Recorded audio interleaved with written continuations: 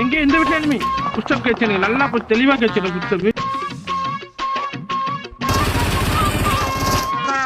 டேய் ஏண்டா இப்படி திருடி போயிக்கிறியோ மரியாதை மரியாதை உனக்கு என்னடா மரியாதை மார்க் தி லொகேஷன்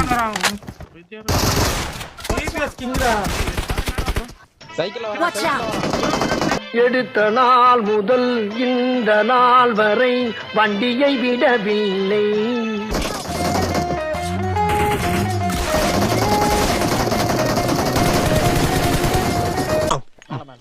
திருப்பதியில மரத்துல உட்காந்து இப்படிதான் சாப்பிடும்.